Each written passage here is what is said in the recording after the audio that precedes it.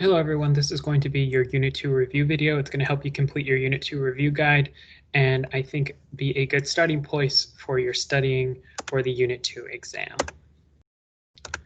Unit 2 is a pretty large unit, and it's certainly one of the most important units in AP Government. So please make sure that you're working hard, learning the materials specifically within Unit 2. I think it comprises as much as a third of the test, the AP Government test in May. The social problem that we used to organize Unit 2 around was authoritarianism. We talked a lot about authoritarianism, specifically when we talked about trends of increasing executive power and assertions of executive power, particularly in the global war on terror. That's no coincidence. It's probably, shouldn't come as a surprise that the executive branch of government is probably the government that's more, at least the powers in the modern era, more predisposed to authoritarianism than maybe some of the other branches. But of course, the other branches can enable and engage in authoritarian practices as well. The link between the content that we're learning was more explicit in class with authoritarianism, but it's not going to be as explicit in this review video because we have a lot to get through, and I want to make sure that we have the content down first. So here's all that we have to get through. We kind of use this definition, that we operationalize this definition of authoritarianism. We said that conceptually authoritarianism as a concept really kind of helps us understand some issues that the United States faces when we talk about authoritarian practices, particularly patterns of action that sabotage accountability to people over whom a political actor exerts control, or the representatives by means of secrecy, disinformation, and disabling voice.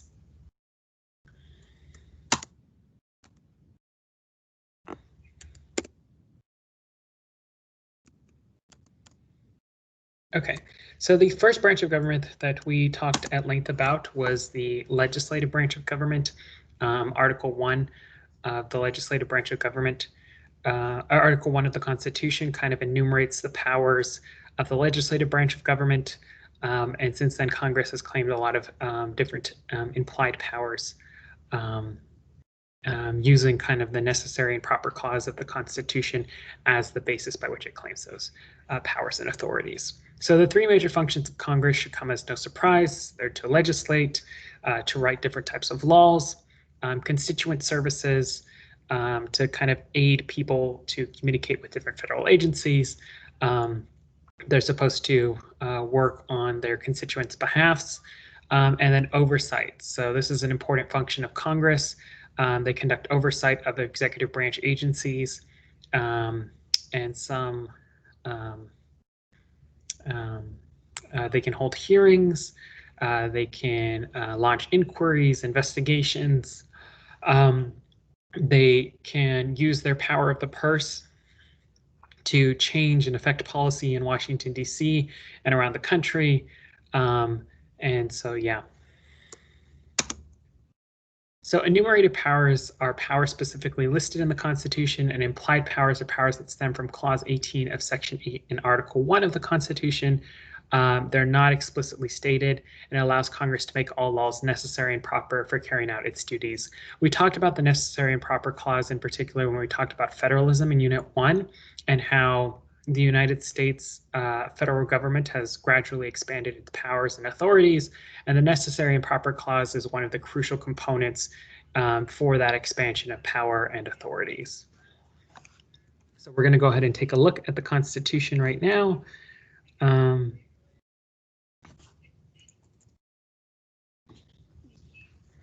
Right here you can see Section 8 kind of enumerates all the different powers of Congress. Enumerates meaning it's numbered, right? This is in contrast to Section 2, or I'm sorry, Article 2 of the United States Constitution, which doesn't enumerate the powers of the executive branch. It kind of just expresses them in one lengthy paragraph. You can see here, congressional powers include to lay and collect taxes, duties, imports, and excises to pay the debts and provide for the common defense and general welfare of the United States, but all duties, imposts, and excises shall be uniform throughout the United States, to borrow money on the credit of the United States, to regulate commerce with foreign nations and among the several states and with the Indian tribes. This is often called the Commerce Clause, and we talked about this again in last unit, and it's become kind of the constitutional basis by which the federal government has gradually expanded its authorities and responsibilities.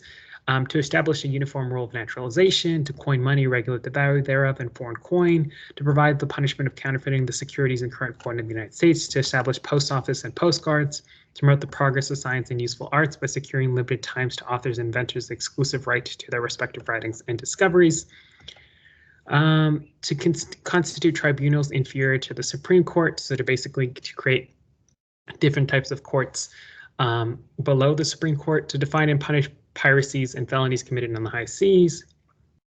This is another important power: to declare war, grant letters of marque and reprisal, make rules concerning captures on land and water, to provide and maintain a navy, to make rules for the government and regulation of land and naval services, to provide for calling for the militia, to execute the laws of the Union, suppress insurrections and repel invasions, to provide for organizing and arming and disciplining the militia.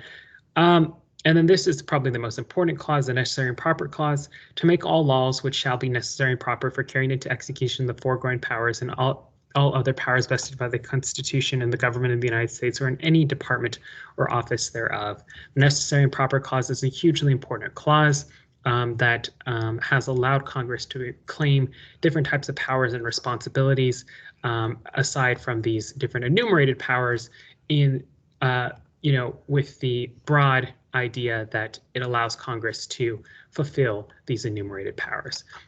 So we're specifically going to talk about the subpoena power in the context of executive privilege today. That's going to be in one of the concept application questions that you have to do for your unit review.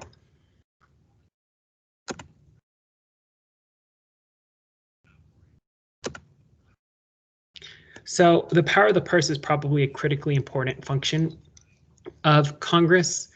You can see right here in in the Article 1, Section 7, Clause 1 of the U.S. Constitution, all bills for raising revenue shall originate in the House of Representatives, but the Senate may propose or concur with amendments as on other bills. No money shall be drawn from the Treasury, but in consequence of appropriations made by law, and a regular statement and account of the receipts and expenditures of all public money shall be published from time to time. So the power of the purse is obviously hugely important. You can think of it in the context of, definitely using it as kind of a huge carrot and stick at times in dealing with the executive branch and in getting what they want in terms of policymaking actualized. There's been different instances where the executive branch of government, the president and the legislature, don't agree on important issues, and the legislature has kind of used the power of the purse to really kind of either go at the executive branch, the president of the United States, or not necessarily go at, but kind of, try to get across what it wants in policymaking, right? It's threatened to withhold funding. It's withheld funding of particular government agencies that it finds kind of controversial, or, it's reallocated funding. And so the power of the purse is this critically important function that Congress has.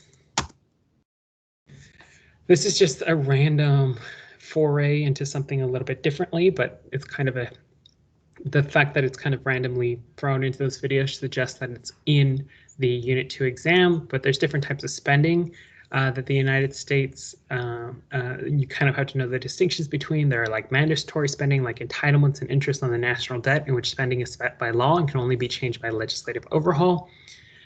There's discretionary spending, like the military budget, and with spending is set on a yearly basis through appropriations bills. There's pork barrel spending, a term to describe general patterns in discretionary funding that has a political motivations for individual members, and earmark spending bills as a specific line item in which the requirements for spending are built to funnel money to a particular vendor or businesses. We talked about pork barrel spending and earmarks way early into Unit 2. Basically, this way for congressmen and to kind of try to persuade their voters and their constituents to vote for them later down the line. They kind of try to develop a kind of try to include in different types of funding bills bits and pieces of government spending in their constituent communities. So congressional leadership, we've talked about this at length. Here you can see on the left, here's the org chart for the House of Representatives. The House of Representatives is a much more hierarchical structure. Power is much more centralized than in the Senate. We'll talk about this a little later down the line. You can see right here, the Speaker of the House is usually the majority leader of, or is the head of the majority party in the House of Representatives. They're a critically important function in the House of Representatives. Right below, you can see the House Majority Leader, House Minority Leader, House Minority Whip, and House Majority Whip are really just trying to get people to vote in line with their party. They really kind of know the different wants and needs of particular Congress people. And then you can see further down the line. The Senate, you can see right here, the Vice President is officially President of the Senate. It's largely a ceremonial role. The President pro tempore serves as President of the Senate in the Vice President's absence. That's a hugely ceremonial role. They just kind of usually give it to the oldest member. The current President pro tempore is Chuck Grassley. The Senate Majority Leader is the one that wields kind of the most power in the Senate. But again, the Senate is much more deliberative. Power is less hierarchical in the Senate. But nonetheless, the Senate Majority Leader still has tons of power. And then the Senate Minority Leader, and then it goes on. We've talked about that before. So here are some constitutional structures and political traditions. We can see right here that the House of Representatives, members of the House of Representatives have a term of 2 years. The minimum age to serve is 25 years of age, elected directly by qualified voters. And there is about 438 members of the House of Representatives. They're allocated based on proportion, and they have a smaller ratio usually of representative to constituents than the Senate does. The Senate, in contrast, has a term of 6 years. The minimum age to serve is 30 years of age, continuous body with 1/3 up for re-election on any even-numbered year, originally indirectly appointed by state legislatures. Larger ratio official constituents, viewed as more prestigious body, less likely to pander to the people. That last point is going to be very, very important, and we're going to emphasize it later when we talk about the different, or when we further compare the House of Representatives to the Senate. The Senate is definitely seen as a more prestigious body. There's 2 senators for every state, and then members of the House are allocated based on proportion. So there's obviously a lot more members of the House of Representatives from California than members from Nebraska or Oklahoma. But there's an equal number of senators in California, Nebraska, and Oklahoma. But nonetheless, the Senate is seen as kind of like a more body. It's very much less close to the people, meaning they serve generally a larger body of constituents. The Senate is designed to kind of be like the way legislation is designed to cool down the hot legislation of the House of Representatives. The House of Representatives can maybe sometimes be viewed as, at least the saying goes, or we'll talk about that metaphor with George Washington a little bit later, but really the House of Representatives, how it was conceived is kind of seen as being more subject to the whims of the population. I mean, the members of the House only have 2-year terms. They're constantly being running for re-election. Senators are not constantly running for re-election. They have terms of 6 years. So maybe they're less impulsive to like the different changing political climates and whims. So very much the Senate is kind of designed as a body to cool down legislation or make legislation that comes out of the House of Representatives more moderate. Obviously, that was the design. We can talk about whether the dynamics of this country, and in particular the dynamics of people that vote for certain political parties, whether Democrat or Republican, contributes to that. And yeah, also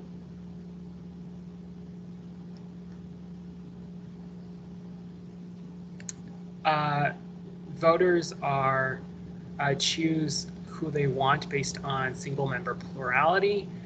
So there's like if you win 51% of the vote and someone else wins 49% of the vote, you're the only one that gets represented, right? The person that wins 51% of the vote is the person that gets represented in that specific district.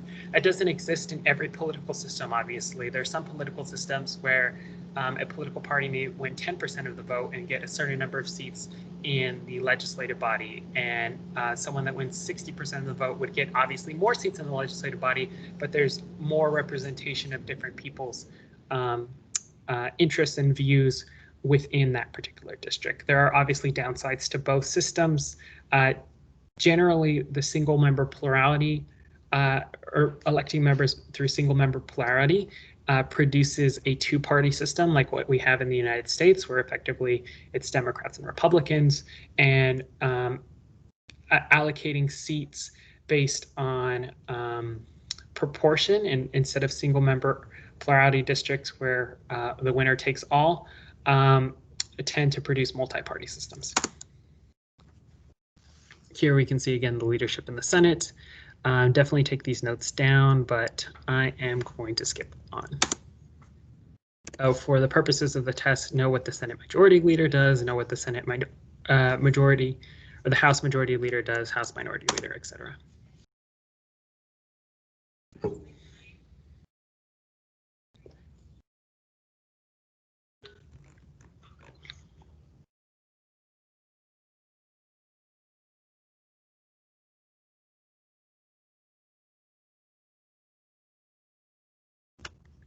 I just spilled coffee on myself. Oh, great. Sorry, it hasn't been a very particularly good week for me. I actually didn't sleep at all last night, so I'm sorry if this video is very inadequate. So committee chairs and assignments, you can see right here the importance of how committees are allocated, I should say. Specifically, committees head committees within each chamber, chosen from the majority party by the majority caucus party, determine oftentimes when bills will be heard, under what conditions, who will testify, if there will be a committee hearing. So in the House in particular, and there's much more centralized authority or power within the House, the Speaker of the House is the one that receives bills, and they're the one that assigns bills to particular committees. So like a bill regarding maybe the federal judiciary and like funding of the federal judiciary or expanding the federal judiciary would obviously go to the Judiciary Committee. And then the heads of those committees determine when bills will be heard, under what conditions, who will testify, and if there will be a committee hearing at all.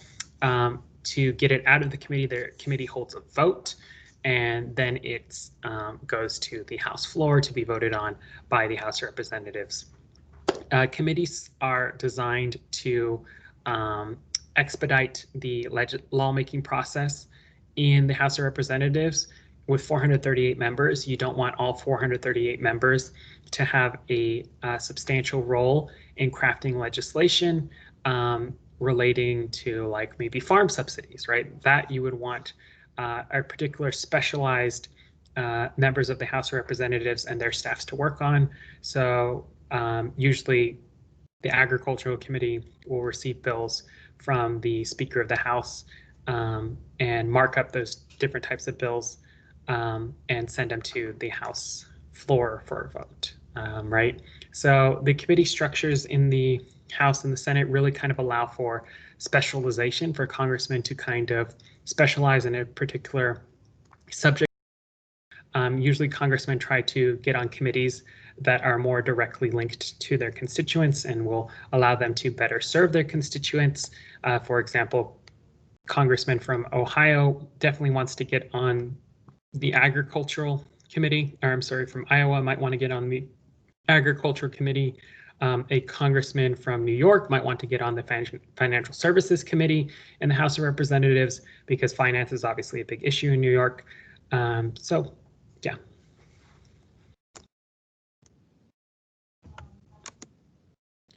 All right, here you can see different types of committee. There's standing committees, House Rules Committee, select committees, and joint committees. Standing committees are permanent committees. There are multiple types of standing committees like the Agriculture, Judiciary, Foreign Affairs, Government, Oversight, and the House Intelligence Committee.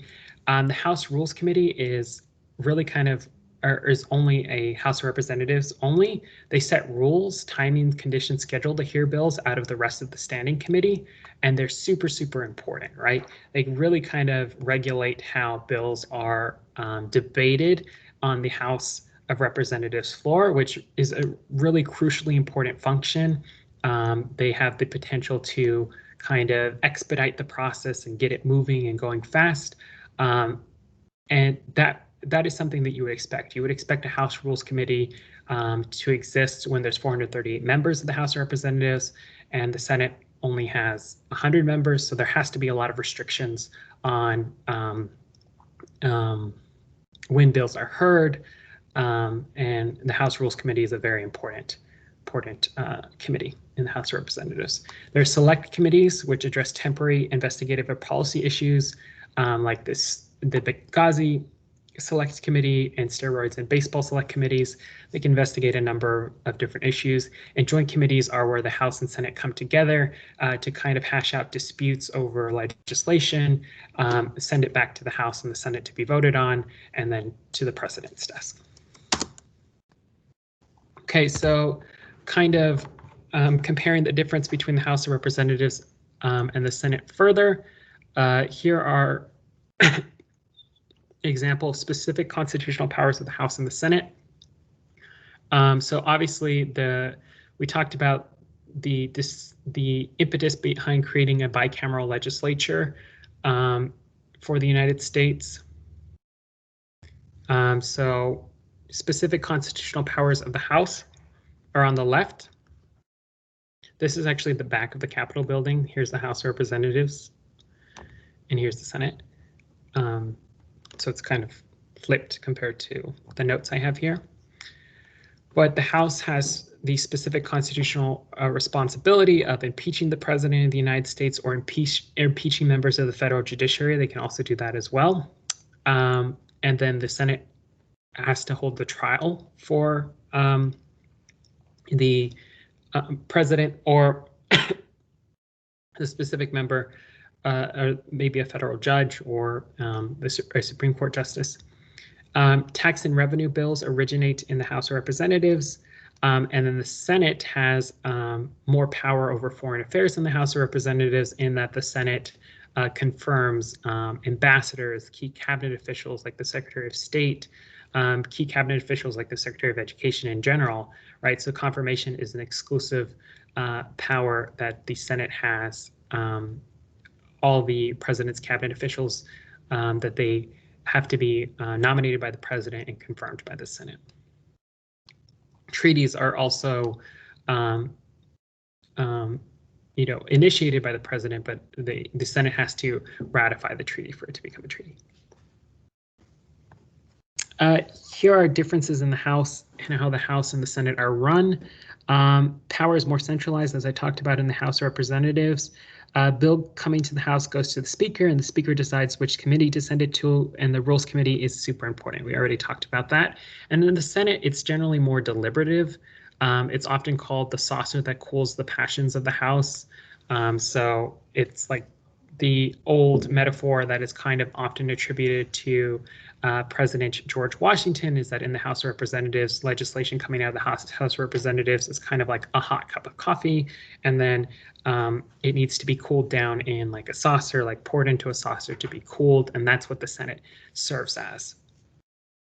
Some hugely important ways in which the Senate is different from the House of Representatives is that the Senate has more open rules or has a more open forum for debate than the House of Representatives. There's a lot of controversy recently about the Senate filibuster. There's also controversy about removing the Senate filibuster, saying that it's a norm-breaking, it would be norm-breaking to kind of modify the rules of the Senate to kind of get around Senate filibusters. We'll talk about the history of the filibuster. I've included a Vox video in the description from a very progressive perspective about the need to get rid of the Senate filibuster. One of the concept application questions that you can have the choice of doing is President Obama giving a speech calling the Senate filibuster a Jim Crow relic that needed to be abolished. So definitely there's a lot of controversy around the filibuster, but essentially what the filibuster is that before the Senate actually votes on a law, 60 people have to agree to have a vote, right? So it's a very, so a filibuster is a very informal term for any attempt to block or delay Senate action or a bill or other matter by debating it at length, by offering numerous procedural motions, or by any other delaying or obstructive actions, right? So the Senate filibuster is in a hugely important way in which the Senate or the minority party, and a minority party in the Senate can, in theory, block the legislative agenda of a majority party. So there's been different modifications to Senate rules to kind of get around the filibuster in particular aspects. For example, in terms of like nominating, or you'll just see it in your concept application questions, but it's become a contested issue in American politics. Should we have this filibuster, which really kind of protects the rights of the minority, which really kind of gives the minority a huge say in how legislation is enacted, really allows the minority a means and a tool to kind of block some of the legislation in the majority, or should it kind of be abolished? This is going to be in your Unit 2 exam, so hint, hint. And cloture is a procedure for ending debate and taking a vote, right? So you have to vote for cloture to actually get to that vote. And that's the issue with the Senate filibuster, is that before the Senate vote, 60 people have to agree to vote. They have to vote for cloture to end and suspend debate to actually get to a vote. And oftentimes, the way the Senate, if Republicans hold well below a 60 vote majority in the Senate now, and if Democrats take the Senate in 2020, which is a 50-50 chance that they could, they still are likely not going to hold 60 Senate seats, right? And so a lot of Democratic and progressive commentators are calling for an abolishment of the filibuster so that a future Biden administration potentially has the ability to kind of enact legislation and do something big and meaningful in the United States and isn't blocked and inhibited by the Senate filibuster. There are different types of checks and balances that exist and are baked in within the Constitution. We already kind of discussed them based on like the powers that are enumerated in the Constitution, the congressional powers that are enumerated in the Constitution. Specifically, the powers allocated to the Senate kind of reinforces this system of checks and balances that is explicated at length in Federalist 51. So impeachment is one important way that the legislative branch can check the President of the United States, and also the federal judiciary. They can impeach federal judges as well. The House of Representatives votes to impeach. The Senate is the one that determines whether removal is warranted. So, for example, President Trump was impeached, Bill Clinton was impeached, both were acquitted in the Senate. Confirmation is also an important way. You can oftentimes hold up who the president wants to confirm to key government positions or key positions in the foreign service, like ambassador positions, as barter, right? Oh, I'll vote for your education secretary if you do this for me, so to speak. It's a super important function. It's also a super important check, right? That members of the executive branch, like the Attorney General, the Secretary of State, the Secretary of Education, all these kind of different department heads have to go to the Senate to actually get confirmed. So the president gets to nominate, he gets obviously to pick them, but they don't necessarily get to become the head of that department without submitting to Senate questioning and without the Senate confirming that they deserve to serve in that department, or as head of that department. And then advice and consent of the Senate is hugely important. So in terms of making treaties, the Senate has to ratify a treaty for a treaty to actually become law. And then, yeah. This is a slide that's going to appear throughout this presentation. We see separation of powers and checks and balances at play here, but how do we know who should prevail? So a generalization is that when a branch is checking another branch, checks and balances are being utilized. Branch B's defense will usually rest on separation of powers concerns, and we'll see that later when we talk about executive privilege and congressional subpoena power. Here's a kind of view to America's checks and balances, formal and informal. Right here's the formal checks and balances and the more informal checks and balances. So the legislative checks and balances that the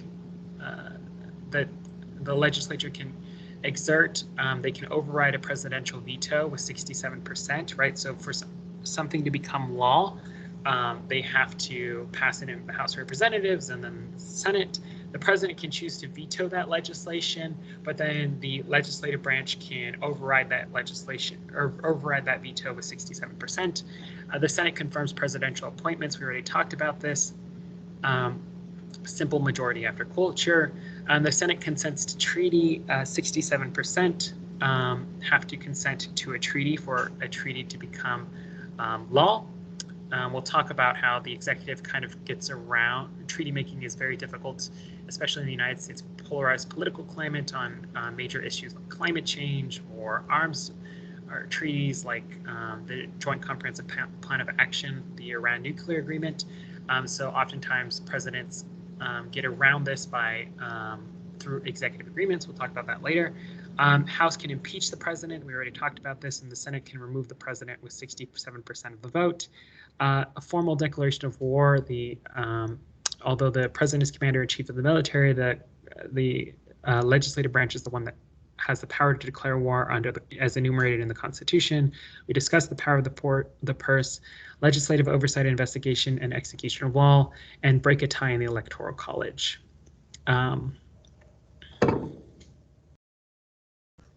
That's probably less important. So here's kind of some more informal ways in which the legislative branch exercises checks and balances. They can create size, scope, structure, and salary of the courts. They can modify the different types. As enumerated in the Constitution, the legislative branch is responsible for creating the federal judiciary system. The only really aspect of the federal judiciary expressed in the Constitution is the Supreme Court, right? The whole hierarchical federal judiciary system that we have now, this extensive federal judiciary system, is funded by Congress, right? And Congress can certainly change the scope and size of the federal judiciary. They can modify the jurisdiction of the federal judiciary, Senate approval of candidates. They can impeach and remove justices, rewrite legislation to reflect or enforce court decisions, and propose amendments to challenge thrust of court decisions. I'm sorry, this is legislative checks on the executive branch and legislative checks and balances on the judicial branch. And right here, the executive, we'll talk more about this later, actually. We talked about gerrymandering, this important I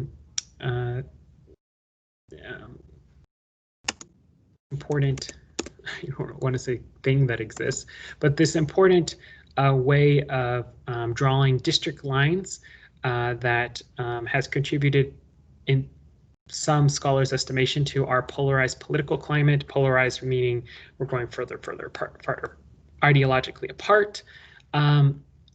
But gerrymandering is a huge, I guess, problem, and it's kind of we watched a John Oliver video on gerrymandering. So what is gerrymandering? Well, let's describe the process of gerrymandering. So the US Census counts the population, and then Congress reallocates the seat numbers based on population changes in the House of Representatives, for example. And then state legislatures redistrict or redraw geographic boundaries of each congressional district.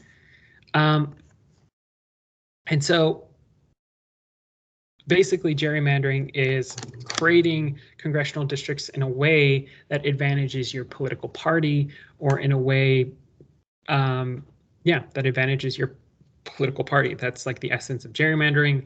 What are the results of gerrymandering? Oddly shaped districts, safe seats, and thus lack of competition in general election, majority-minority districts, and a more ideological Congress.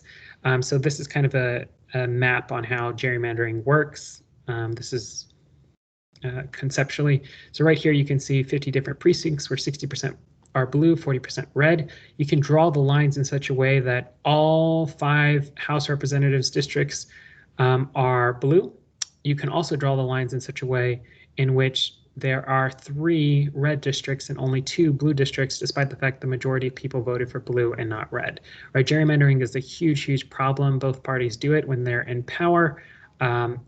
And we saw in the John Oliver video that we watched, we only watched a couple of excerpts. It's very much seems like representatives choosing their voters instead of voters choosing their representatives. I think that's a good way to memorize it.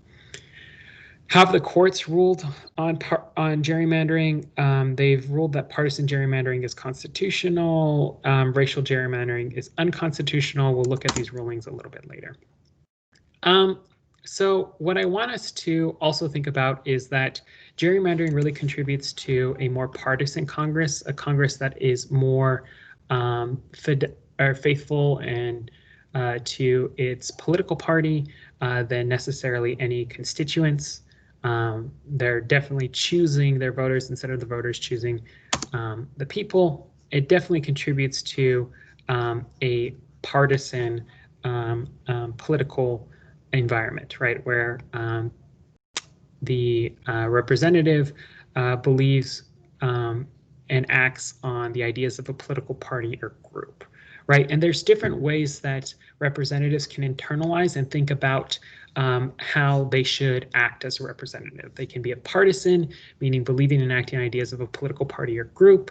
They can be a trustee, which is an official who is expected to vote independently based on his or her judgment of the circumstances. It's one interpretation of the role of the legislature. They can be a delegate. We see electoral college delegates is a prime example of this. An official who's expected to represent the views of his or her constituents, even when personally holding different views.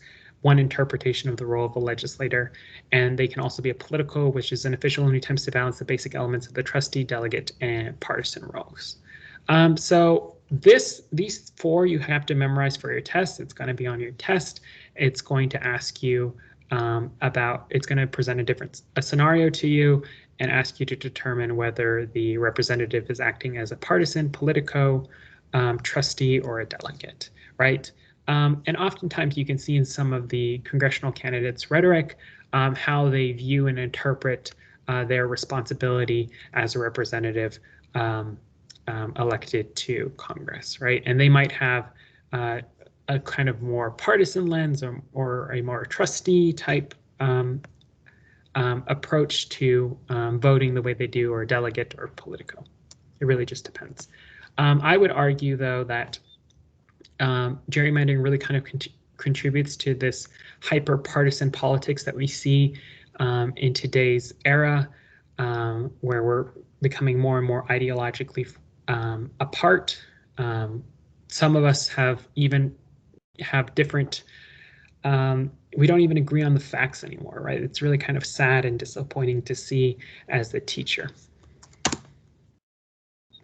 So how has the Supreme Court talked about gerrymandering? So gerrymandering, redistricting, and unequal representation of constituencies have been partially addressed by Supreme Court decision in Baker versus Carr, which opened the door to equal protection challenges to redistricting and started the one person, one vote doctrine, and the no racial gerrymandering decision in Shaw versus Reno.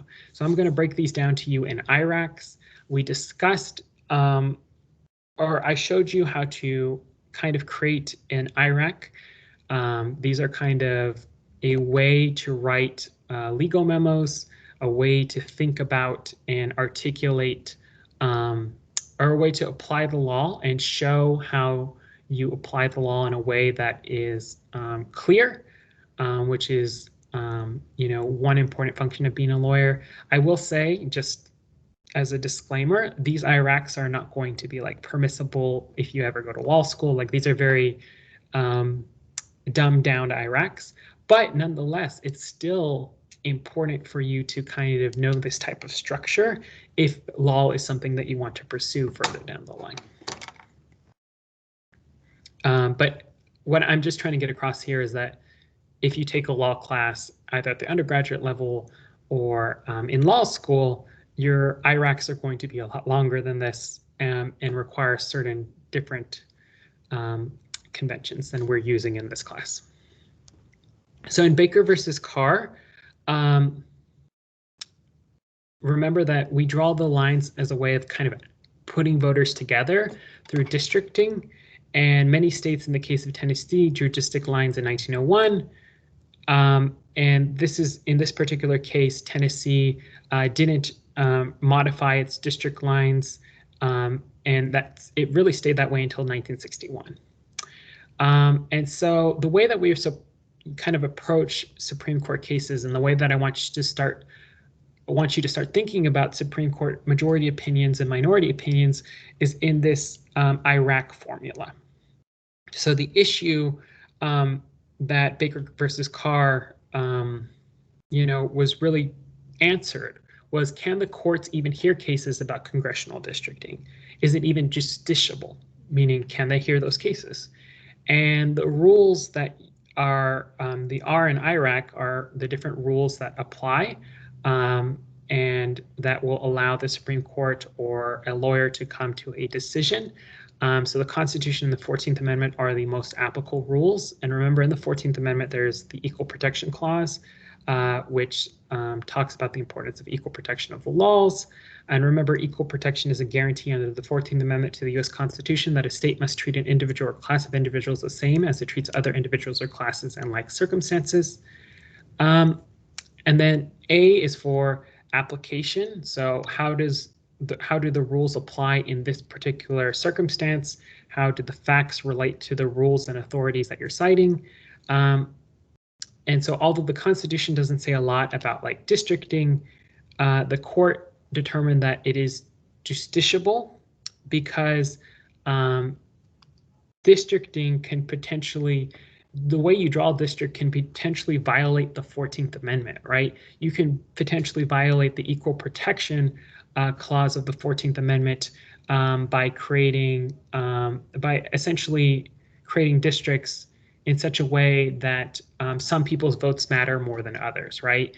And so that violates the Equal Protection Clause, or could potentially violate the Equal Protection Clause. So therefore, cases like this are justiciable, right? Because courts get to rule on the constitutionality of legislation. And the conclusion right here is that the SCOTUS determined districting cases are justiciable, didn't determine what standard would indicate violation of the Constitution. This precedent led to a flood of cases about redistricting. In other cases, SCOTUS ruled one person, one vote was required by the Constitution. So this legal reasoning is a very kind of distilled version of the legal reasoning that the majority the Supreme Court came to, right? And the minority IRAC is going to look a little bit differently. But IRACs are really going to allow you to memorize these important court cases. You're going to have a lot of Supreme Court cases in Unit 3 coming up that you're going to have to memorize and know. Shaw versus Reno is another Supreme Court case about gerrymandering. So the background right there, after the 1990 national census, the federal government reapportioned seats in the House of Representatives to reflect changes in the population. The North Carolina legislature began to redraw its congressional map. The proposal that North Carolina legislator submitted to the Department of Justice suggested that the state legislature was attempting to use gerrymandering to isolate African American voters into the 12th congressional district. White voters living in the 12th sued. So in a 5-4 decision, the SCOTUS ruled that North Carolina's 12th congressional district was a clear case of the state using racial bias in its congressional map that violated equal protection clause of the 14th Amendment. Dissenting justices noted that it was not the court's place to make this determination as the plaintiffs were not African Americans. North Carolina was forced to redraw its congressional map. I can go into the IRAC. You can see that I was about to finish it, but I didn't because I was running short on time. But basically, Shaw versus Reno says that racial gerrymandering is violative of the 14th Amendment to the Constitution, even if you're doing racial gerrymandering, as in this particular case, as we discussed in class, to try to boost African American representation in Congress. At least that was the reason why you can see this purple little snake-like district was created to create a majority African-American district that may potentially elect a African-American to Congress. Racial gerrymandering is violative of the Constitution, according to Shaw versus Reno. So a natural consequence of like this increasing political polarization that we've seen in the United States is gridlock. And not just gridlock, but like brinkmanship, which is like a willingness to change longstanding rules that traditionally promote compromise. So some may kind of put the filibuster in that, I guess, bucket. And oftentimes, when there are opposite parties, presidents, particularly in the modern era, when there's opposite party president, Congress, the president usually uses a bucket of informal powers and implied powers to kind of get its policy agenda across, whether it be executive orders, executive agreements in foreign affairs, etc. Gerrymandering is contributing to increasing ideological polarization, political polarization, and increasing partisanship as well. Okay, so we read this article from David Frum, which I think is a super important article, how Trump could build an autocracy. I'm just going to run a little bit. I think it's a very important article. Let me actually pause for a moment.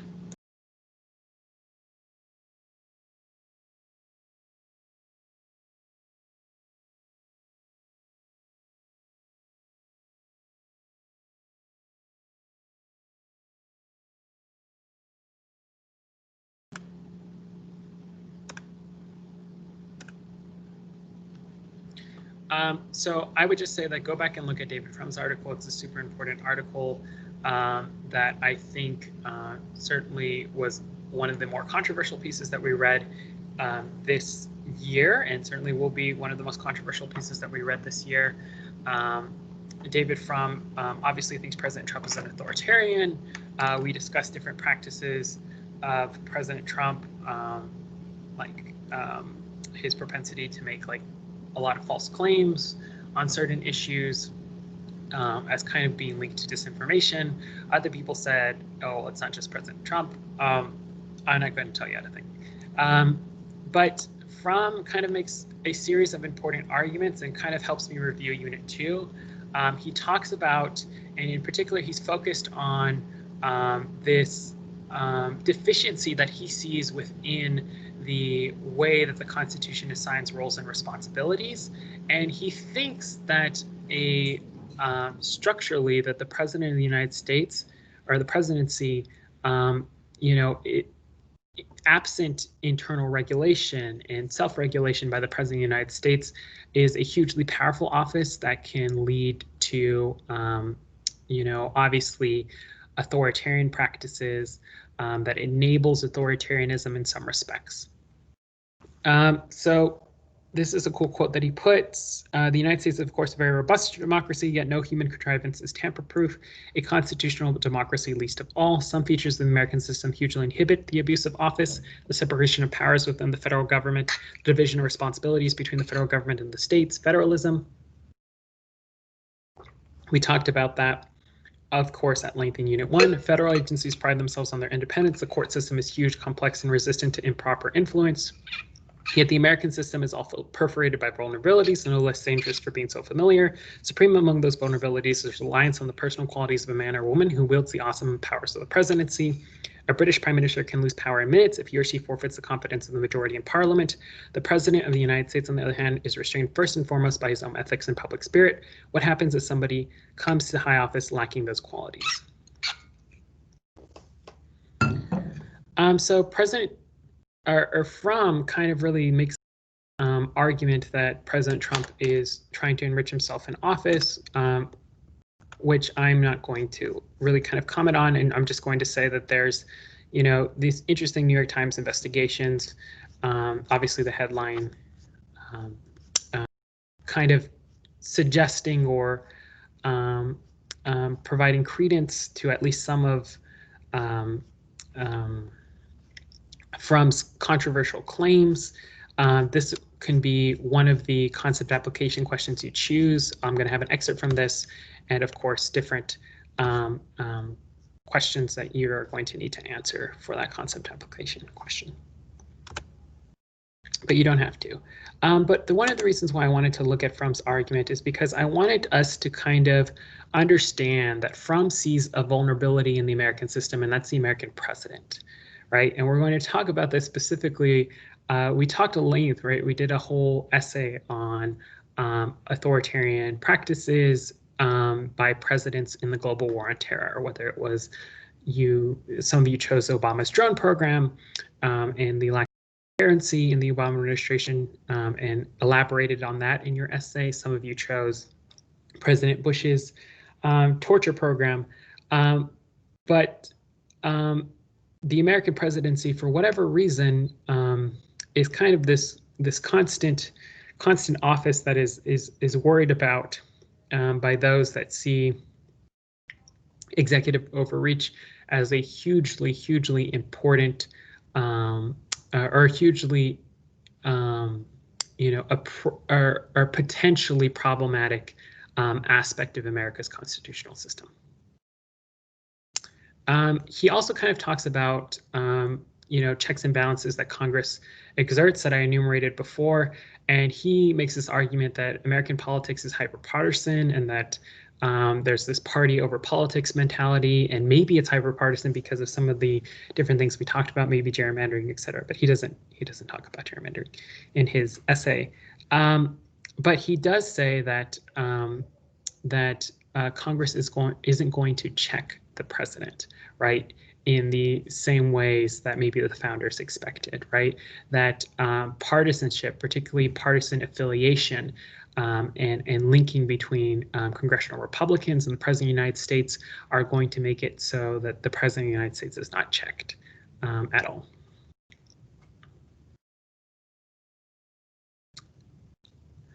And Frum also kind of makes this argument that Trump isn't like this, crazy, authoritarian that is going to establish a dictatorship. But he makes this argument that what is most dangerous is that the precedent, or like the kind of the standards he sets while in office, that another future president might follow. Well, so all I will say too is that there's going to be a couple articles on President Trump and his conduct in office that you can choose to do in your concept application questions. You don't have to choose to do them, but certainly they're there for you and available for you. And recent. Okay, and then we talked about the American presidency. In particular, we talked about we kind of were looking at the increasing assertions of executive power that had kind of been ushered in or accelerated by the global war on terror in some respects. We talked at length about the global war on terror, the lasting impact on our society, and we looked at that, of course, and we were very much interested in kind of two things. We were interested in understanding the legal basis for these broad assertions of executive power that we saw in the global war on terror. We are also interested in understanding the ways in which these broad assertions of executive power are problematic and link with our social problem of authoritarianism, right? And I would just say that there's no one clear way. I mean, there's no one way to think about this and these hugely interconnected issues. But I think a lot of you engaged with the material, I think, especially in your essays, in a way that I was very proud of. So one thing that I wanted to get across is Federalist number 70. So Federalist 70, you can read the whole Federalist 70 here, but Federalist 70 really kind of was an argument for a single unitary executive, right? Not a council of executives, council of people with executive power and executive authority, right? And Hamilton, who's kind of like this vigorous defender of executive power, says, and remember, the Federalist Papers are written at a time when there's a debate about, what the Constitution and the powers and responsibilities allocated by the Constitution, really says that you want a strong executive because you want a strong enforcer of the laws. You want someone that is going to make decisions fast, that is going to enact and enforce legislation fast. That a strong executive energy and definition of good government. Protection of the community against foreign attacks is no less essential to the steady administration of laws, to the protection of property against those irregular and high-handed combinations which sometimes interrupt the ordinary course of justice, to the security of liberty against enterprises, assaults of ambition or faction and of anarchy. A feeble/weak executive implies a feeble of the government. Right, and so Federalist 70 obviously is writing in a particular historical context, but I would be remiss if I didn't also mention that Federalist 70 is a hugely important, is often cited by legal scholars today or policymakers that think that a executive, that often claim the importance of broad executive power and wide-ranging executive power. So John Yoo is one such individual. And wait, let me actually.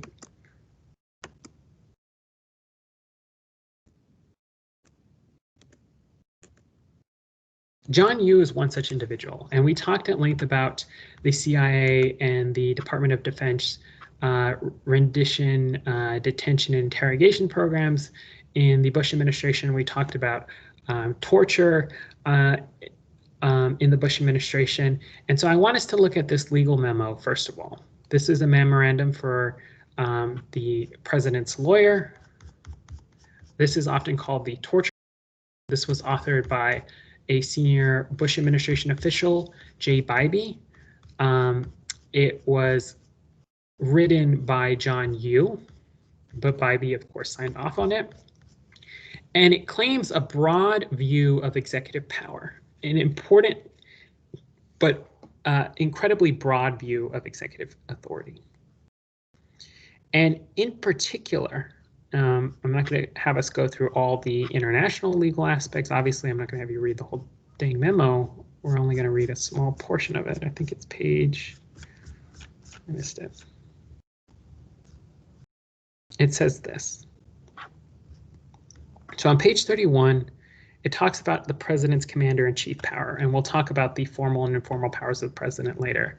But it says, even if an interrogation method arguably were to violate section 2340A, which is the statute or law against torture, right? Congressional law against torture. The statute would be unconstitutional if it impermissibly encroached on the president's constitutional power to conduct a military campaign. As commander-in-chief, the president has the constitutional authority to order interrogations of enemy combatants to gain intelligence information concerning the military plans of the enemy. The demands of the commander-in-chief are especially pronounced in the middle of a war in which the nation has already suffered a direct attack. So we talked about how this is a broad view of executive power. In the Bush administration, there were a lot of lawyers with broad views of executive power, with views of executive power that in times of war, the president had broad powers, emergency powers that are not spelled out explicitly in the Constitution, but through precedent, through different actions of executives, through, in particular, we'll look at one such claim, the language of 3 words itself really is kind of like this legal basis that allows a president to assert these broad powers, to say that he can ignore the laws Congress passes, right? And this is very much a separation of powers argument. It's an argument that, okay, because Congress made a law, but it's impeding upon the president's power, commander-in-chief powers, so it therefore can ignore that law against torture itself, right? And so this view of executive power is very broad, right? And I would just say that over time, especially in the global war on terror, views of executive power and executive authority have grown increasingly more broad, right? And the executive has accrued different powers and have asserted different powers and responsibilities that maybe are at odds with the executive's role or what the founders of the Constitution thought when they were writing Article 2 of the United States Constitution. I don't know what I was getting at there, but here you can see an op-ed by John Yoo, who actually is very critical of President Trump's executive power. And the way you can read this is like, if John Yoo is critical of President Trump's executive power, if you're a liberal, you can read it as like, and President Trump really must be like out of bounds. Another way you can read it, I guess, if you're more conservative, is like, why is John Yoo criticizing President Trump's like assertions of executive power? What a hypocrite. Well, John Yoo is one of the principal authors of this memo, which is has a broad view about the powers that a president can assert, especially in times of war, right? He's often seen as the author of the torture memos. He can't like eschew that association with him in the torture memos. And so in particular, John Yoo says, Article 2 of the Constitution vests the president with the executive power, but does not define it. Most of the Constitution instead limits the power as with the president's duty to take care that the laws are faithfully executed, divides the power with Congress as with making treaties or appointing Supreme Court justice. Hamilton argued that good government and energy in the executive went hand in hand. In Federalist 70, he wrote the framers to encourage decision, activity, secrecy, and dispatch, and trusted the executive power in a unified branch headed by a single person, the president.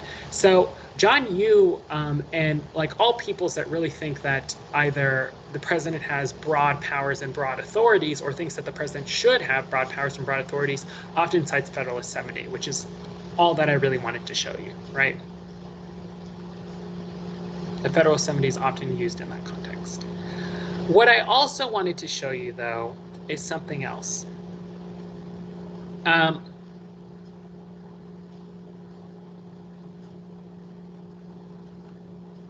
Which is, it may be a little bit odd to you that the president asserts that it can ignore the laws that Congress makes, right? Because Congress is the lawmaking body.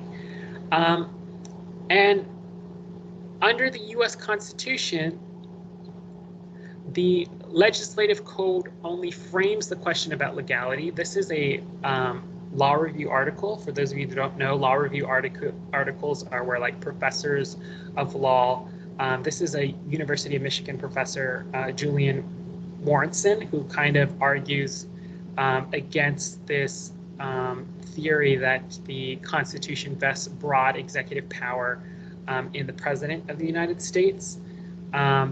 But we're not going to get into most of that. And this is the Columbia Law Review Journal. Columbia Law School is a very good law school. U Michigan Law, where the professor teaches, is also a very good law school.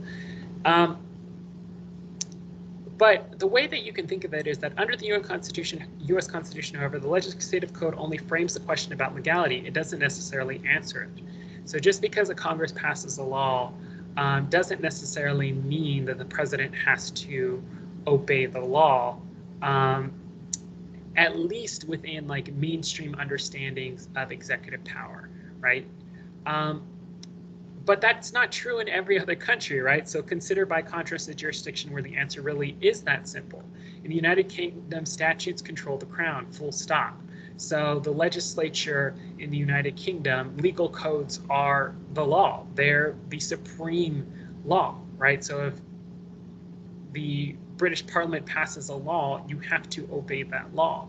And the president is asserting here that this is not the case, that he does not have to do that. And that's kind of like mainstream understandings of the legislature. And I think that's where a lot of you get confused, where you think intuitively like Congress should be able to pass a law and the president should follow it. But oftentimes the president has claimed separation of powers concerns about congressional laws and has declined to follow aspects of Congress's laws. In this law review article, however, this law review article actually says that Article 2 of the United States Constitution, which vests executive power in the President of the United States, is actually more limited than people think. So this particular word, executive power shall be vested in the President of the United States of America. So a lot of people that have claimed that this really kind of provides, and then notice here that it's executive power isn't enumerated. It's kind of just like a paragraph of like what the executive can do. Executive power shall be vested in the President of the United States of America. There are some people that claim that this really kind of suggests not only the president's enforcement and of laws itself, right? The president isn't just an implementer of laws. That saying that executive power is vested in the executive power at this time has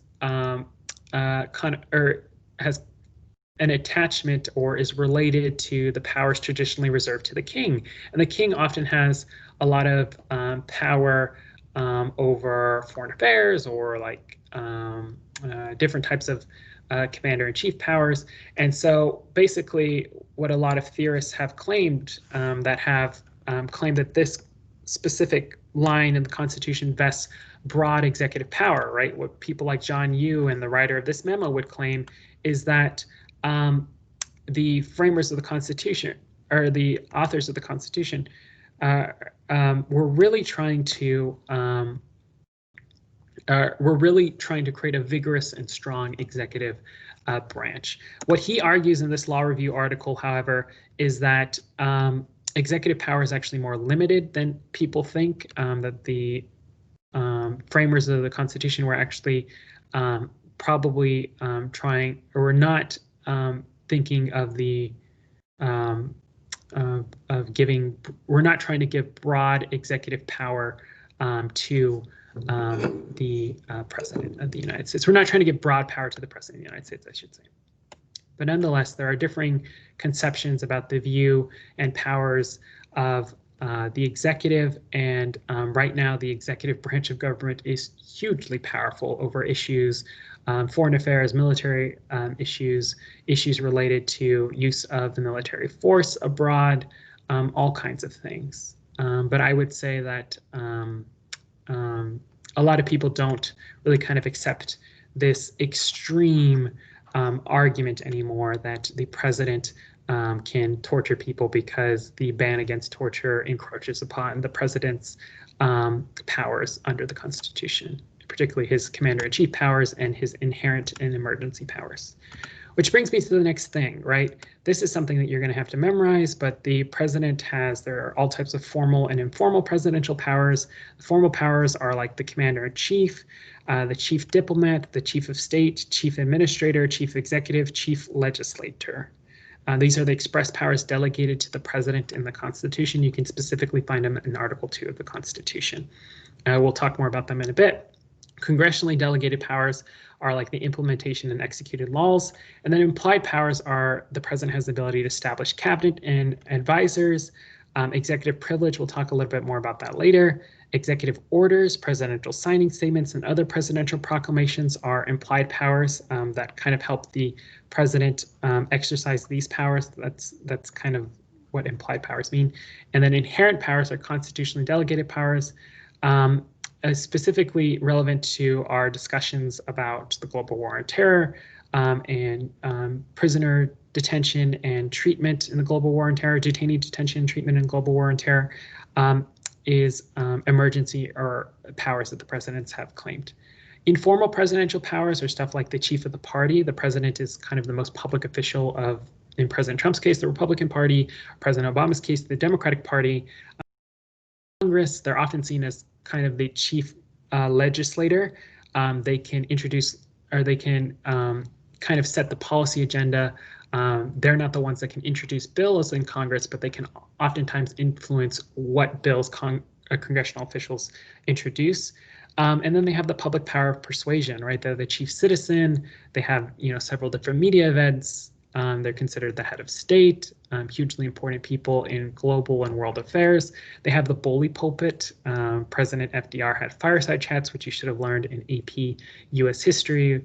They can use social and digital media to communicate to people. There's a lot more people that follow President Trump on Twitter than follow, for example, Congressman Adam Schiff, the member of the House Intelligence Committee, or probably Speaker Pelosi, and then speaking engagements itself.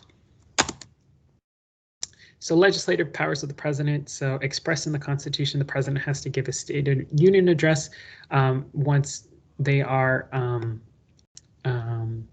invited by Congress, where the president presents their budget report and policy agenda. The president can exercise a veto of legislation, and then the Congress can override that veto with 2/3 majority vote. Executive powers of the president can appoint ambassadors, judges, and officers. They have the power to pardon. The president has the power to reverse federal criminal rulings. They have constitutional checks and balances. All presidential appointments require Senate confirmation. Presidential appointments require Senate confirmation. No checks and balances exist for pardons, but the president can only pardon federal criminal law, cannot pardon state criminal law. We'll talk about this, I guess, later. I'm still developing your concept application questions as I'm making this video, but we can definitely talk about like maybe some of the legal exposure that President Trump faces, which is no doubt contributing to his desire to win the presidency right now. And yeah, I actually don't really want to think I'm going to have a concept application about that because that's more in the realm of speculation. But certainly some of the reporting, especially on his taxes that are coming out, suggests that he potentially faces legal exposure related to financial and crimes.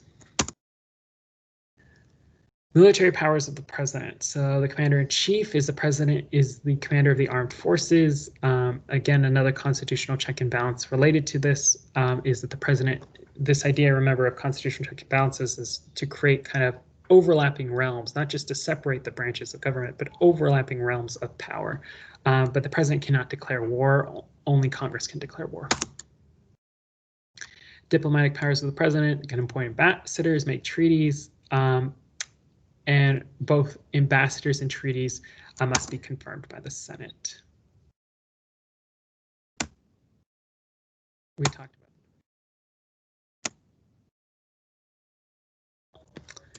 about. So the torture memo is really kind of here in inherent powers. So that torture memo really kind of claims broad emergency powers by the president in times of war. They said that the president's powers as commander-in-chief of the United States Armed Forces, and the president has broad emergency powers as well, right? So the way that you can think of legal memos, as we said, the Constitution is an incredibly vague document, and certainly they're citing specific clauses of the Constitution. A lot of people that have this broad view of executive power specifically cite that executive, or kind of make this claim that executive power is very much a sort of replacement for the authority of the crown or the king, and therefore has a lot of authorities and powers implied by executive power shall be invested in the President of the United States. And, you know, people also talk about the conduct of previous presidents, right? Of pointing fingers. Look what President Lincoln did in the Civil War. He suspended the writ of habeas corpus, which is like the right to be presented to a court for crimes. Look at this president's conduct. Look at this president's conduct. So they appeal to that, and they also look at Supreme Court decisions and interpretations of presidential authority and power as well, to kind of claim these national security authorities and power. I will say that one specific Supreme Court case, which I'll include in the description by this, that was litigated by this Georgetown law professor Neil Katyal, was Hamdan versus Rumsfeld, which kind of reined in and kind of ruled against this notion that the president had these super broad emergency powers in times of war. And I'll include the link in the description to a talk about Hamdan versus Rumsfeld.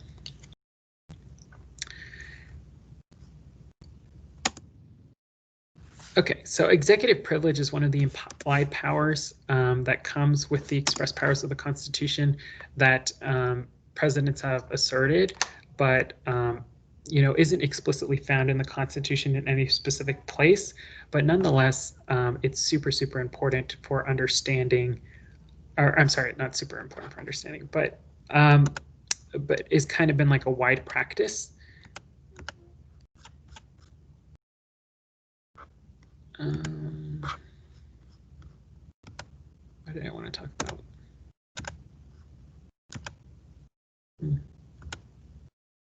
Okay, we'll wait about this. But executive privilege is the power of the president and other officials in the executive branch to withhold certain forms of confidential communication from the courts and the legislative branch. So right here you can see the National Constitution Center definition, the right of the president and high-level executive branch officers to withhold information from Congress and the courts and ultimately the public. It's usually asserted in like certain national security needs and protecting the privacy of White House deliberations when it is in the public interest to do so. You can see right here political cartoons.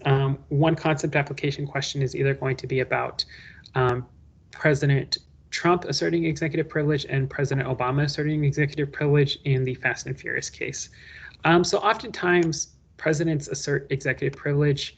There's like a wide history of presidents asserting a type of executive privilege, but not explicitly calling that. Since George Washington, you can see right here in the National Constitution Center of presidents asserting executive privilege. Executive privilege is often used to kind of keep and withhold information from Congress specifically, right? So Congress has what's called subpoena power right here, subpoena power, and subpoenas, let's see, get the best definition. Subpoenas is a written order to compel an individual to give testimony on a particular subject, often before a court, but sometimes in other proceedings, right? And so it's kind of like this element of congressional oversight powers. It's kind of like, I guess, a sub-bullet point of congressional oversight powers. So right here you can see different types of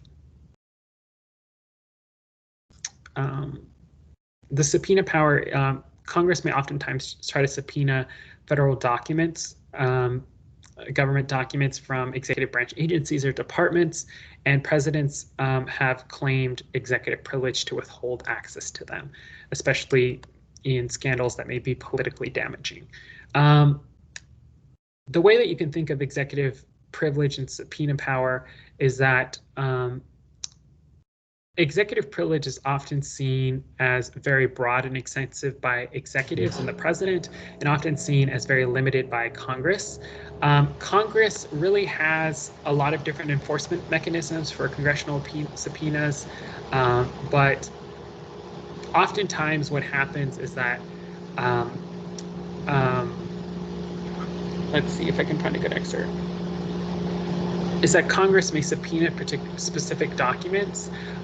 They can usually if they're politically damaging, President Trump has kind of often claimed this kind of broad view of executive privilege and this broad understanding of executive privilege to withhold those documents in particular.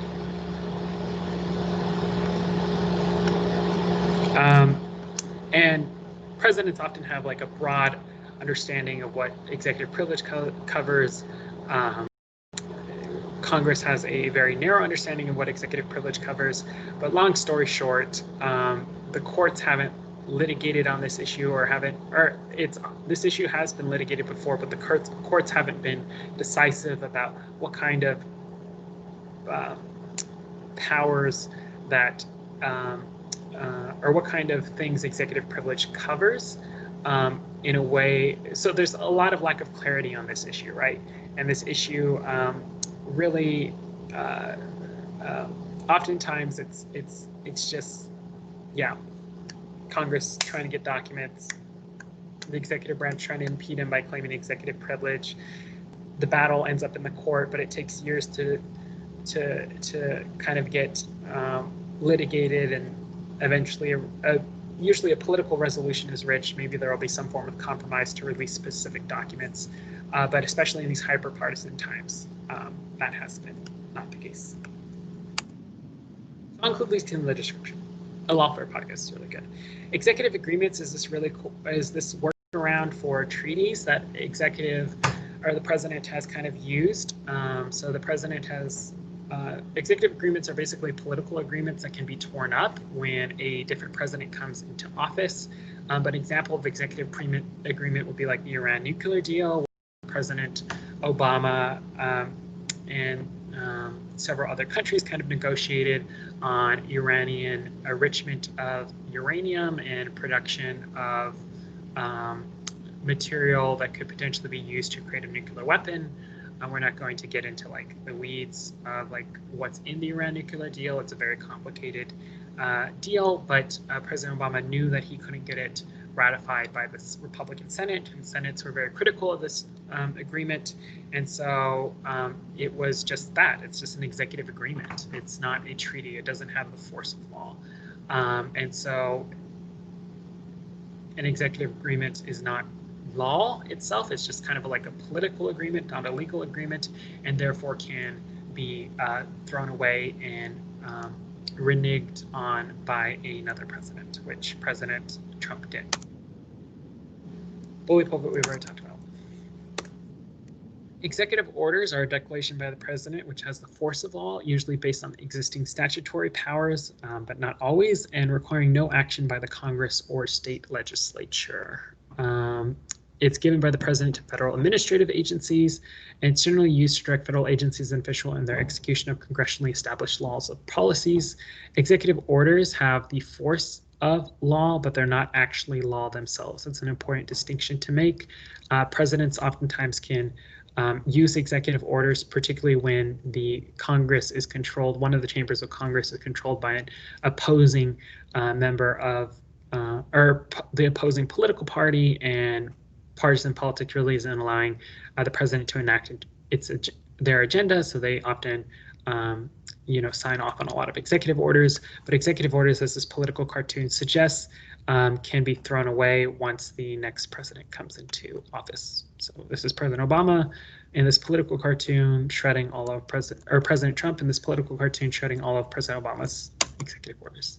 Signing statements are really, really cool or really interesting. So when a president signs bills into law, they sometimes issue signing statements. Signing statements is an official document since the president lays out his interpretation of a new law. Presidents can use these statements to express their intention not to enforce parts of legislation they consider unconstitutional. Presidents don't necessarily want to veto all of the legislation that's coming to their desk because, one, it may be politically damaging for them to veto certain types of legislation. Another thing is that they may only have like disagreement about certain aspects of the legislation, so they often issue signing statements. No one has issued signing statements in the same way that President Bush issued signing statements in this particularly controversial signing statement. But basically in 2005, there was this law that Congress passed on the Detainee Treatment Act, and Bush's signing statement, in keeping with the broad view of executive power he and his lawyers felt that he had. He signed off on the law, but he issued a signing statement saying the president as commander-in-chief can waive the torture ban if he decides that harsh interrogation techniques will assist in preventing terrorist attacks. We'll look at particular coverage of it by Charlie Savage in a bit. So, of course, you can understand why President Bush would want to issue a signing statement instead of just straight up vetoing the bill, because vetoing a bill that says like Detainee Treatment Act, you can't torture people, probably not the best thing. But the president is issuing a signing statement clarifying that he can, in his view, ignore this law because he's commander-in-chief of the military, and he thinks that this places undue burden on his role as commander-in-chief of the military in keeping Americans safe, and he thinks that he can choose to ignore this law when it's within his power to do so. And that's a signing statement he wrote, right? So it's clarifying pieces of legislation. There are other examples of signing statements that are more mundane, of course, but this is a dramatic example that really kind of fits in with our examination of the global war on terror, authoritarianism, and this broad assertions of executive power. This is an excerpt from Charlie Savage's Pulitzer Prize winning investigative journalism. Charlie Savage is this really good writer. He has a Yale Law degree, and he's just a fantastic authority in the press about different types of national security legal issues. So you can see here from his excerpt in the Boston Globe, when President Bush last week signed the bill outlining the torture of detainees, he quietly reserved the right to bypass the law under his powers as commander-in-chief. After approving the bill last Friday, Bush issued a signing statement and official document. The president lays out his interpretation of the law, declaring that he will view the interrogation limits in the context of his broader powers to protect national security. This means Bush believes he can waive the restrictions, the White House and legal specialists said. The executive branch shall construe the law in a manner consistent with the constitutional authority of the president as commander-in-chief, Bush wrote, adding that this approach will assist in achieving the shared objective of Congress and the president of protecting the American people from further terrorist attack. Right?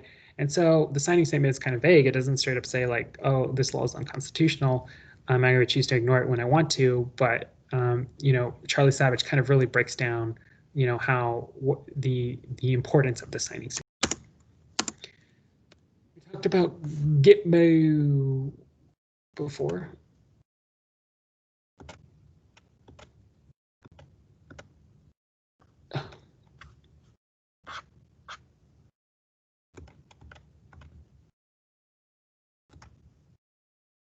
We've talked about Gitmo before.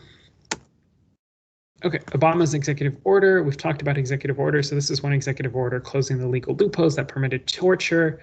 But executive orders, like we said, can't be repealed. War powers resolution. Go ahead and read this on your own time. Requires the president consult with Congress before introducing hostilities. Report to Congress within 48 hours when troops introduced to area with imminent hostilities, a significant increase in troop deployment. Have to brief why, provide constitutional justification. This is really kind of trying to rein in the executives, in the Congress's view, overreach in military and foreign affairs, particularly in the Vietnam War era. War powers resolutions are hugely controversial, or not hugely controversial, but we're going to look at some I'll include some examples in the description. I'll offer a podcast talking about the War Powers Resolution and how presidents have respected or disrespected the spirit of the War Powers Resolution of 1973.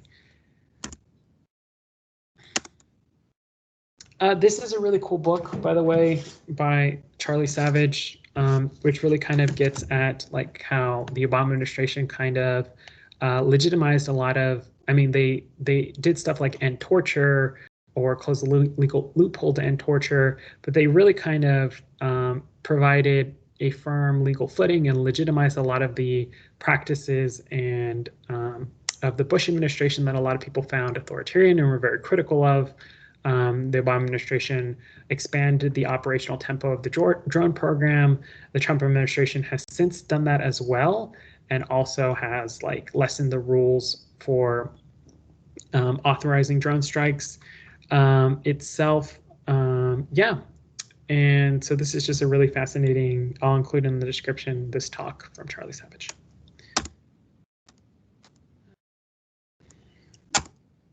Okay, so let's get into the judicial branch.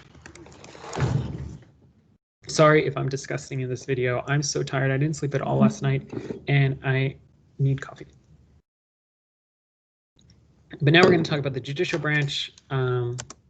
So the basics of the American legal system and the federal judiciary, civil versus common law. We live in a common law system. So common law system, just like the essence of a common law system is land is power, right? So a civil law system, there are different types of courts.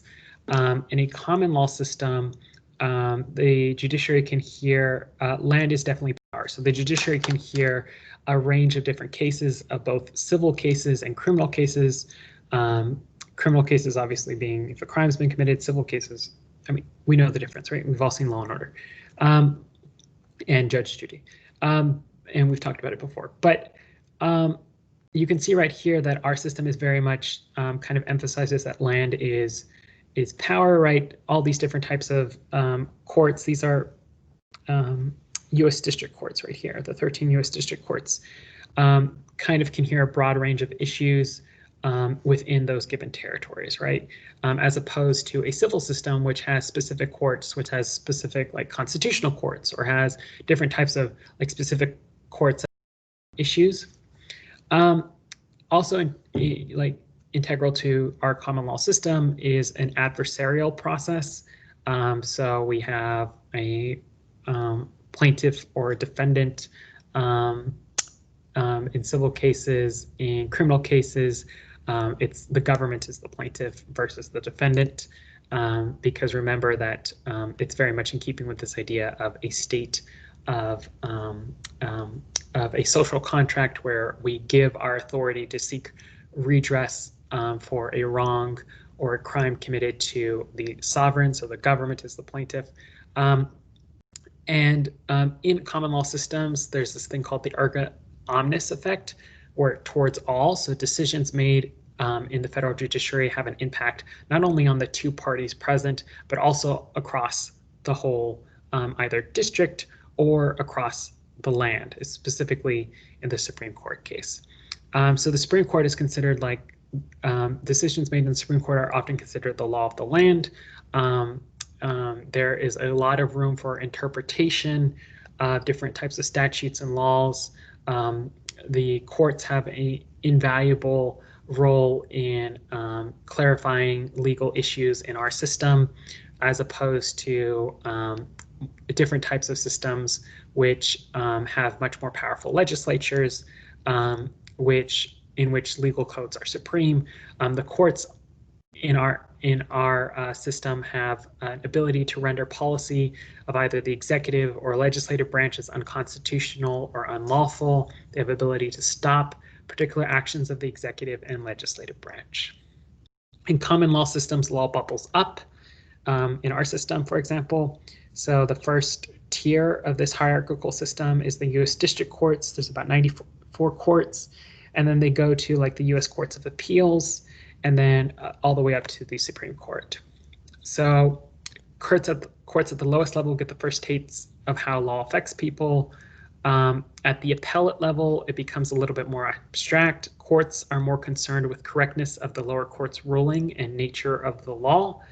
And then at the SCOTUS level, Supreme Court level, work of the lower courts is reviewed, but the Supreme Court's primary focus is the nature of the law. Again, whether the law is pragmatic, constitutes a reasonable rule, also gets the last say over whether something is constitutional. So a huge misunderstanding, especially in our class and like in general American public, is that like the Supreme Court is going to hear like the most important cases, like the most important crime trials.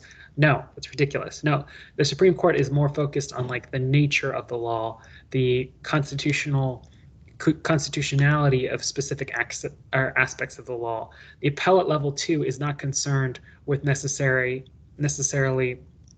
a super important trial with like it's a super big star. No, the appellate level is more concerned with the correctness of the law ruling and the nature of the law. So of course, we're going to have a application question on this. In particular, we're going to have an application question on President Trump's and the federal judiciary's federal judge's ruling against President Trump's decision to allocate portions of the Pentagon's budget to construct a border wall. So of course, appellate means you can appeal a decision, right? You can apply for like a writ of certiorari or a writ of cert, but oftentimes they're not granted, especially at the Supreme Court level. If you're trying to appeal a circuit court decision, so you might get the appeal at like the district level to a court of appeals decision, but if you're trying to appeal it at the Supreme Court grants a very, very small number of writs of cert, and here's very, very small and few cases. So oftentimes it's very difficult. It's not likely that you'll be able to appeal. How is law stable in the common law system? There's this thing called stare decisis, stand by that which is decided, or the precedent. So Supreme Court system, or in our system, we often have this emphasis on standing. Like if there's a similar case with a similar fact pattern, you're supposed to rule in the same, or you're not supposed to rule, but stare decisis is a very kind of precarious system of stability within our common law system. But there are different types of precedents that are set.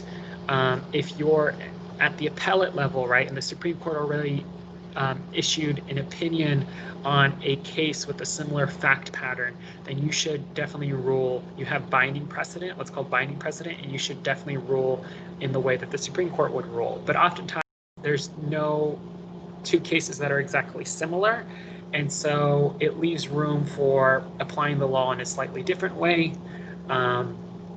Also, too, the Supreme Court may respect past precedents, but there's nothing to stop them from overturning past precedents. In fact, precedents are overturned. They're sometimes overturned. Politics of the federal judiciary. All judges in the federal judiciary, only those on the Supreme Court, are called justices. So Judge Barrett, until she becomes a Supreme Court justice, will be called Judge Barrett, are appointed by the POTUS for lifetime terms. Appointees must go through a confirmation process in the Senate to maintain judicial neutrality and integrity. Impeachment is the only method of removal. So the idea behind lifetime terms is to like insulate them from the politics, everyday politics. Article 3 of the Constitution, you can see, doesn't say much about the Supreme Court. Doesn't say much about. It really just only says the judicial power of the United States shall be vested in the Supreme Court and in such inferior courts as the Congress may from time to time ordain and establish. The judges both of the Supreme and inferior courts shall hold their offices during good behavior and shall at stated times receive for their services a compensation. Right. So it really kind of only establishes the Supreme Court. There's no set limit on the number of justices that need to be on the Supreme Court, which is important for understanding debates about court packing and the viability of court packing, which is certainly going to become a huge issue in this year's election. But yeah, Article 3 is very vague. That's why I wanted to get at. These are the different tiers: district courts, Court of Appeals, and Supreme Court. Memorize. Federal 78 is super interesting. Federal 78, written by Alexander Hamilton, talks about the judiciary will always be the least dangerous to the political rights of the Constitution because the least incapacity to ignore or injure them, since it has no influence of either the sword or the purse. So talking about how the executive branch has the sword, and alluding to with the purse, the congressional or the legislative branch, no legislative act contrary to the Constitution can be valid. To deny this would be affirm that the deputy is greater than his principal, that the servant is about his master, that the representatives of the people are superior to the people themselves. So the Supreme Court and the federal judiciary all really exercise this important judicial review function. So you can see right here in Federal 78, Alexander Hamilton seems to be arguing in favor of judicial review, which is the ability of the judiciary to render executive and legislative policy unconstitutional and stop it from taking place. The independence of the judges may be an essential safeguard against the effects of occasional ill humors in society. These sometimes extend no farther than the injury of the private rights of particular classes of citizens by unjust and partial laws, the inflexible and uniform adherence to the rights of the Constitution, and individuals which we perceive to be indispensable in the courts and justice can certainly not be expected from judges who hold their offices by temporary commissions. What do judges consider? Judges consider court precedent. Has the court answered this question before? Empirical fact. What's the impact of this decision? Again, what do judges consider? Remember, they're kind of like umpires, but this idea that justices are apolitical is really kind of not true. I mean, they have specific judicial philosophies, specific ways of interpreting the law that can have disproportionate impacts on our society. So Judge Barrett's nomination is super important. Every Supreme Court justice is super important for our society. Marbury versus Madison, there'll be a link in the description to Marbury versus Madison, but it's really judicial, it kind of really enshrines this policy of judicial review. We also talked about the importance of legitimacy. We talked about how in Federal 78 specifically, the Supreme Court really doesn't have any enforcement function of its decisions, and sometimes the Supreme Court can just be ignored, and it has historically been ignored. So American culture has a strong norm toward following the law declared by the courts, and effectiveness of court a factor of American culture and respect for the rule of law, but Supreme Court decisions historically in the United States have been ignored sometimes. So famously by Andrew Jackson in one case. It's one way you can think of it's a hugely important way of getting around Supreme Court decisions is just to flat out ignore them. I don't think that would be acceptable now in modern society, but historically that's what's happened. Legitimacy is the belief that a rule, institution, or leader has the right to govern. We talked about the importance of legitimacy within the context of the Supreme Court. What really is the Supreme Court's power and asset is like these justices have long flowy robes. There's this kind of legitimacy to like Supreme Court decisions that people in the executive branch and the legislative branch are not keen on just flat out rejecting, right? There's this kind of aspect to Supreme Court decisions, this aspect to the federal judiciary, this belief that they have a right to issue opinions on critical decisions in our society and affect our society and apply the law and interpret the law. Even if we disagree with them, we have to accept them, right? But that is fundamentally a belief, right? And so if court's legitimacy takes a nosedive, that belief can be ignored, right? So that's why, oftentimes people think that our system is kind of like a machine that has like different mechanics, but our system is also fundamentally about faith. Our constitutional system is fundamentally about faith and belief in particular institutions. And the second that belief, as this picture shows, goes away, that's when we're really at a critical point. That's just me at the Supreme Court outside Antonin Scalia's. And this is me and Sam Benny outside RBG. We talked about issues of breaking precedent. So one example of breaking precedent is Plessy versus Ferguson, which was ruled in 1898. That separate but equal is not violative of the 14th Amendment to the Constitution, and that basically allows for racial segregation to take place. And then, of course, in Brown versus Board of Education, we'll talk about these rulings at length in Unit 3. It kind of overrules Plessy versus Ferguson. We talked about conservative and liberal jurisprudence, and jurisprudence is a philosophy of law. Not many justices articulate a philosophy of law. So to Scalia's credit, he did. He claimed to be an originalist. In the most extreme iteration of originalism, it's basically like asking yourself this question: what would you do, right? Trying to apply the original meaning of the Constitution to our life today, right? So oftentimes it's kind of associated with more conservative justices. Living constitutionalist theories are kind of oftentimes associated with more liberal and progressive justices. Judicial restraint is placing limits on your power, and judicial activism is judging strictly, not strictly ruling based on constitution, but also based on personal views, basically often associated with legislating from the bench. So judicial restraint and judicial activists, nobody really claims like, oh, I'm a judicial activist, right? No, they claim to exercise judicial restraint really across the ideological spectrum. But a philosophy of law is really important, and a lot of justices, like I said, don't articulate a philosophy of law. A lot of judges don't articulate a philosophy of law. Amy Coney Barrett certainly articulates a philosophy of law. She's clerked for, which is basically an internship for Scalia. She claims to be an originalist. There's a lot of people that are critical of originalism that basically claim that originalism is this kind of really silly idea that these people that are educated in the law have a better understanding of the original meaning of the Constitution, and the Constitution is at some points even deliberately vague, right? So how, like what, but at the same time too, you have to kind of applaud them for articulating a judicial philosophy, which in some justices and judges don't do. So that's a hugely important thing. Oh, thank you. I'm just recording for the, yes. Why is the approaching Supreme Court fight alarming for health of our democracy? We'll talk about this later. In action. So oftentimes in terms of judicial restraint, so popular terms to describe decisions are judicial restraint. It's an approach to constitutional interpretation that emphasizes the framer's original intent, which argues that courts should allow the decisions of other branches to stand. And judicial review or activism, you can see the definition there.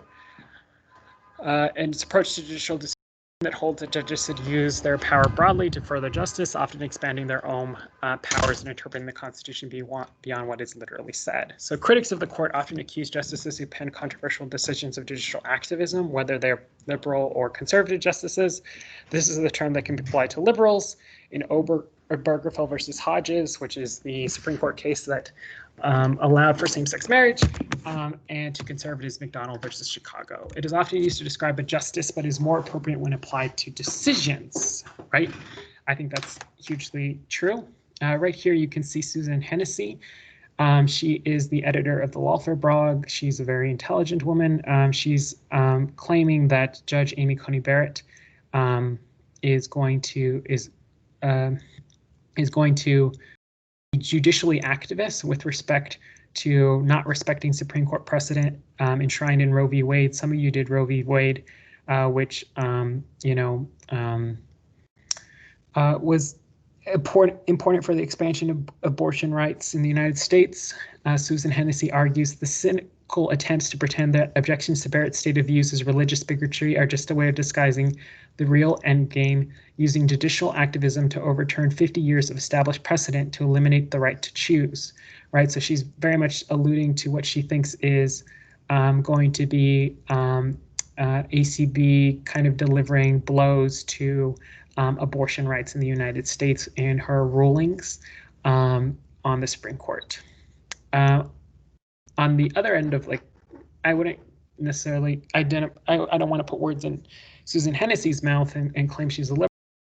On like a conservative approach and view, you can see the Heritage Foundation is a conservative think tank,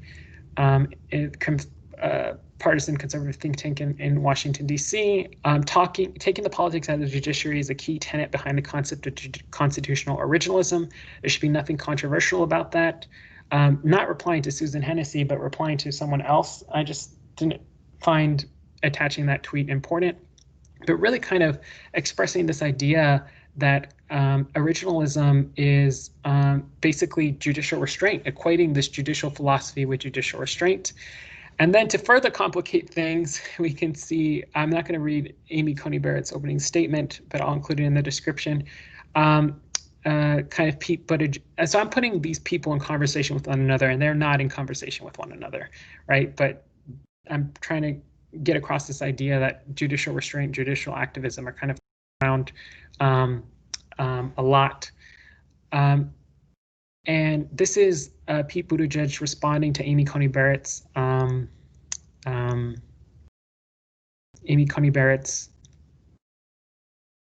really kind of, I guess, opening statement at the judiciary hearing yesterday. And at 1.2, where did she say it? I wasn't going to read hers, but I guess I'll read it.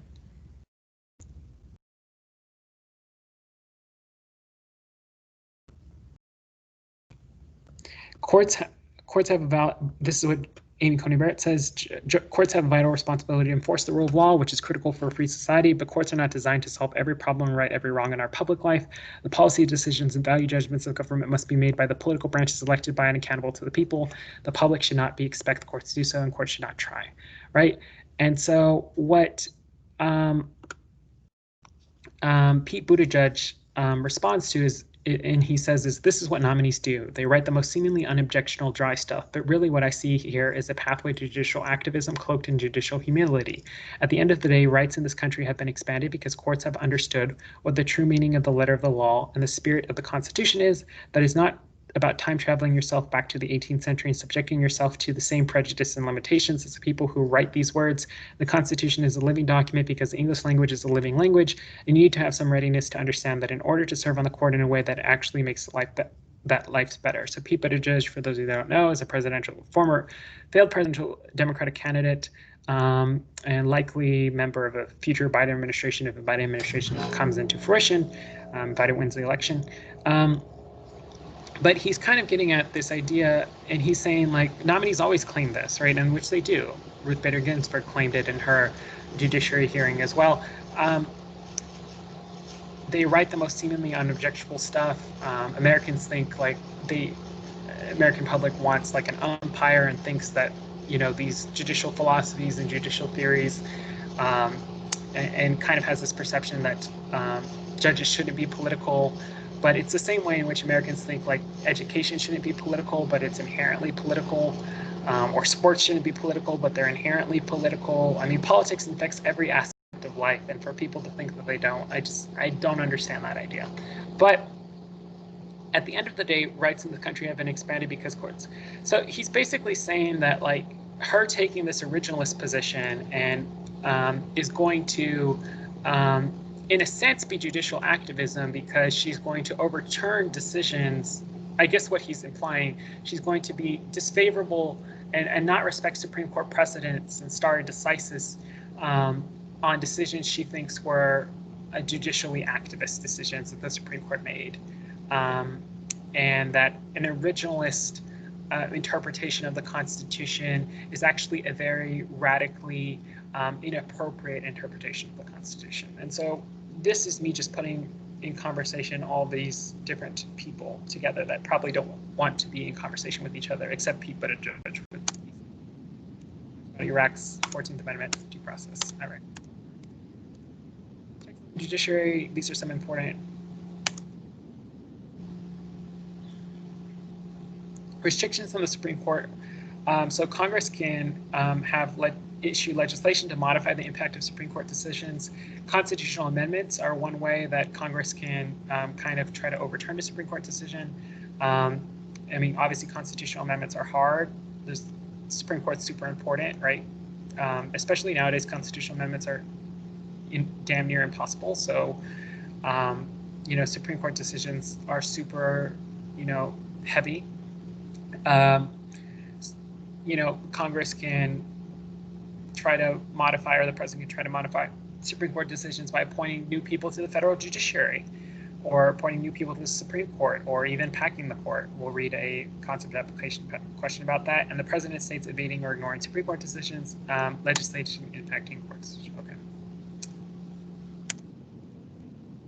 All right, done.